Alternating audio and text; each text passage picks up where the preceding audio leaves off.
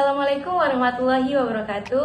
Hai semua, perkenalkan nama saya Nurmaliza. Di sini saya akan menjelaskan materi tentang periodisasi dan karakter musikal paduan suara pada zaman folklore atau etnik.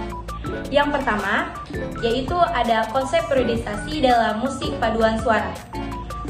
Yang kedua, karakteristik musikal paduan suara folklore atau etnik. Dan yang ketiga, periodisasi perkembangan paduan suara folklore atau etnik. Paduan suara dalam konteks folklore atau etnik merupakan ekspresi kolektif yang tidak hanya mempresentasikan nilai estetika, tetapi juga menjadi cermin identitas, sejarah, dan kosmologi suatu komunitas.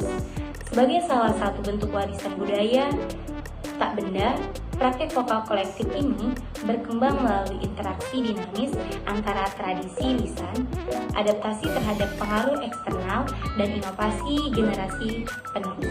Konsep dasar paduan suara etnik berbeda secara fundamental dari paduan suara barat yang berakar pada notasi dan polifonik klasik. Dalam konteks folklore, struktur musiknya sering lahir dari tradisi lisan dengan pola ritmis yang terinspirasi oleh aktivitas harian, ritual, keagamaan, atau hubungan simbiosis antara manusia dan alam. Terhadap periodisasi dan karakter musikal paduan suara etnis menjadi krusial dalam upaya pelestarian warisan budaya. Periodisasi tidak hanya mengklarifikasikan perkembangan historis berdasarkan kronologi, tetapi juga mengungkapkan bagaimana faktor politik, sosial, dan teknologi berbentuk transformasi gaya musikal. Hubungan antara musik paduan suara etnik dengan identitas etnis dan tradisi lisan terlihat dari peran gendanya sebagai penjaga memori kolektif dan agen perubahan. Yang pertama yaitu ada konsep periodisasi dalam musik paduan suara. Periodisasi dalam konteks musik paduan suara etnik merujuk pada upaya mengklarifikasikan perkembangan historis, tematik, atau geografis dari praktik musik vokal kolektif yang berakar pada tradisi lokal. Nah, konsep ini tidak hanya membantu memahami informasi gaya atau transformasi gaya, teknik, dan fungsi musik seiringnya waktu, tetapi juga mengungkapkan interaksi antara tradisi lisan, pengaruh budaya asing, dan inovasi modern. Metode analisis periodisasi dalam musik etnik dapat bersifat kronologis, tematik, atau geografis. Selanjutnya yang kedua yaitu karakteristik musikal paduan suara folklore atau etnik terdapat dua bagian. Nah, yang pertama yaitu ada elemen musikal. Karakteristik musikal pada paduan suara folklore atau etnik ditentukan oleh interaksi kompleks antara ritme, melodi, harmoni, dan tekstur vokal yang berakar pada tradisi lisan. Ritme misalnya tidak hanya berfungsi sebagai kerangka temporal, tetapi juga sebagai pembawa makna simbolis.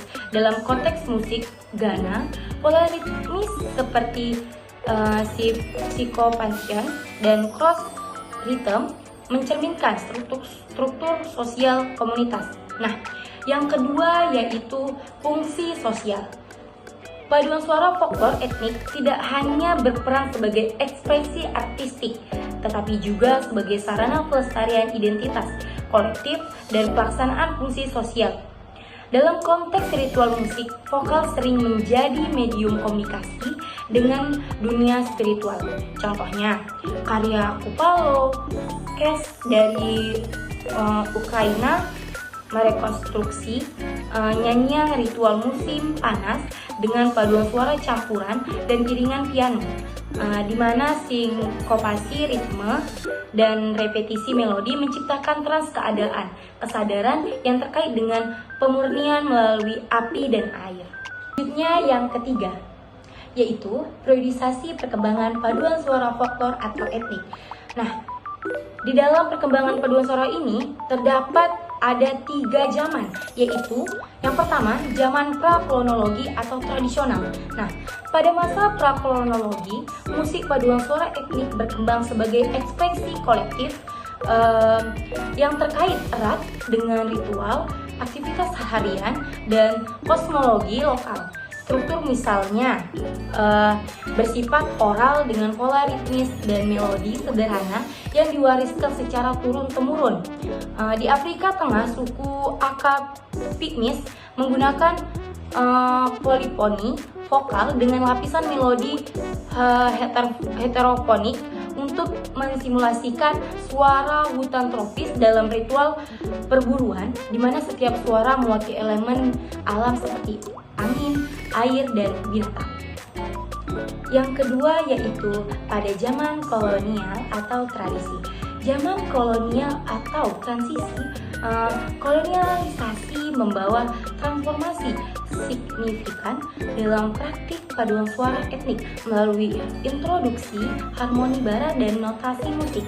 Di Turki, misalnya, tradisi makam Ottoman diadaptasi menjadi aransemen paduan suara dengan akord kuartet, memadukan skala mikrotonal tradisional dengan sistem tonal Eropa untuk menghindari disonansi atau top Q pada tahun 2023. Nah, pengaruh misionaris Kristen juga terlihat dalam paduan suara gereja di Afrika, di mana lagu-lagu rohani barat diterjemahkan ke bahasa lokal dan diiringi pada vokal